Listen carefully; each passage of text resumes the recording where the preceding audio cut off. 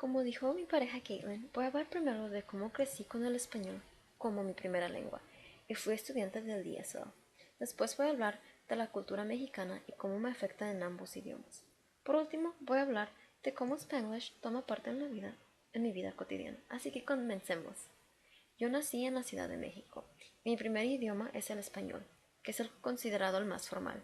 Es el que tiene un acento neutro. Una vez que mis padres quisieron que estudiara en los Estados Unidos, tuve que aprender inglés en la ciudad de Chicago, en una escuela bilingüe, donde los niños aprendían español, pero las clases de ESL o inglés como segundo idioma eran más enfocadas en el aprendizaje del vocabulario, en vez de cómo formar oraciones que transmiten el mismo mensaje en una cultura diferente. Cuando uno aprende el español como primer idioma, aprende el vocabulario, pero al mismo tiempo está aprendiendo las diferentes combinaciones en las palabras y tonos de voz y cómo éstas afectan la importancia y el significado de la oración en una sociedad y cultura, dependiendo en la situación de la persona, claro. En la cultura mexicana, en mi caso, mi manera de hablar cambia de acuerdo a quién me estoy dirigiendo. No le puedo hablar de la misma manera a un maestro que a mi mamá, pero tengo que encontrar la manera de demostrarles la misma cantidad de respeto hacia ambos como adultos. Un buen ejemplo de las diferencias es como uno saluda en la mañana. Por ejemplo,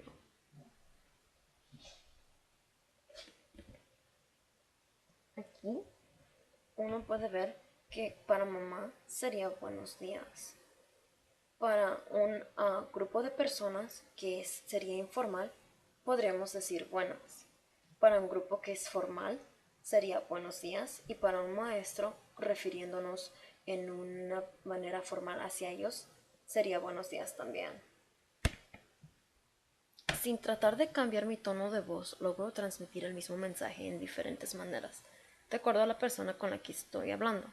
Le estaría hablando a mi mamá con el registro íntimo, mientras que me dirigía a mi maestro con un registro más formal. Cuando aprendí inglés como mi segundo idioma, no lograron enseñarme que el tono de voz puede cambiar el significado usando las mismas palabras. Por ejemplo, para inglés, good morning le podría decir a mi mamá.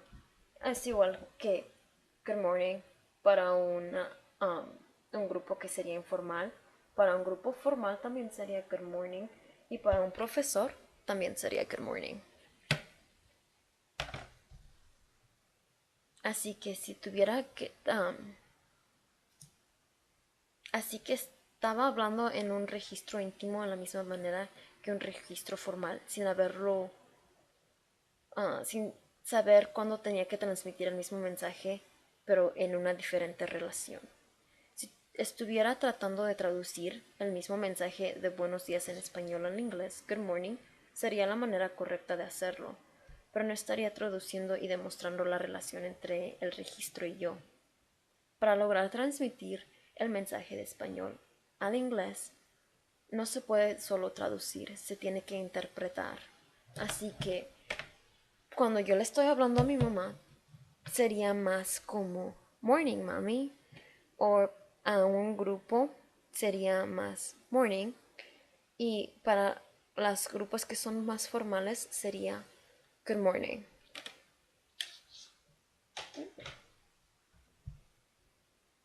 Para poder lograr la interpretación hay que entender no solo el idioma, sino que también la cultura y cómo las personas se relacionan oralmente en la sociedad, de acuerdo a las diferentes circunstancias. Al llegar a Chicago era evidente que lugares fascinantes existían. Para mí no era la ciudad lo que era más interesante, sino las personas. Había tantas personas de diferentes regiones del mundo, con tanta diversidad, que la mayoría hablaba un idioma diferente o era afectada por la cultura diferente y eso definía algo de ellos.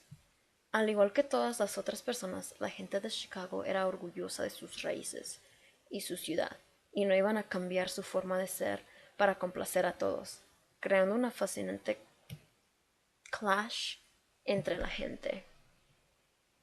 Todos teníamos que encontrar una manera de cómo aprender a convivir y aprender a uno de los otros sin dejar que cambiara la persona que nuestras diferentes raíces o culturas nos han hecho.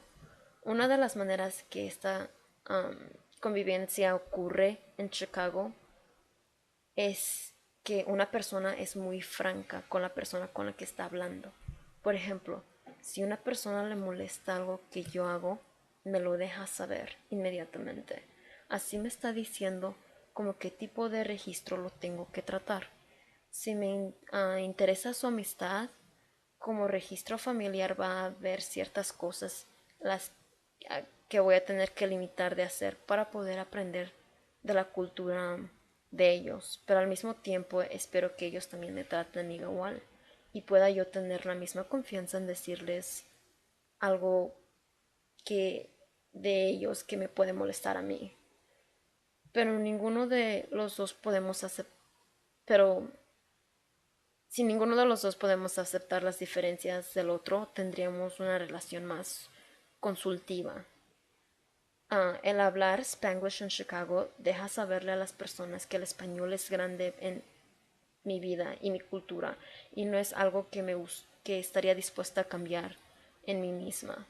Los amigos que tengo tratan de aprender nuevas palabras e involucrarse un poco más en mi cultura, al igual que yo en la de ellos, para poder entendernos mejor. No solo verbalmente, sino que uh, al mismo tiempo estaríamos estableciendo una amistad casi íntima, como más de familia. Hay muchas diferencias entre Caitlin y yo. Nuestras primeras idiomas fueron diferentes. Ella aprendió el inglés primero y es su idioma más dominante, mientras que yo aprendí el español primero y es el idioma en el que me siento más liberada de expresión sin malinterpretaciones. Nuestra introducción a la misma cultura también fue muy diferente. Ella creció en una cultura americana con una gran influencia costarricense, mientras que yo crecí en una cultura mexicana con influencia americana. Pero ambas logramos entendernos, ponemos nuestras diferencias al lado y cuando estamos juntas hablamos Spanglish. Sabemos ambos el inglés y el español son importantes para nosotros y forman parte de nuestra identidad. Mientras más logremos entender el mensaje que tratamos de transmitir, más cerca estaría nuestra relación como amigas.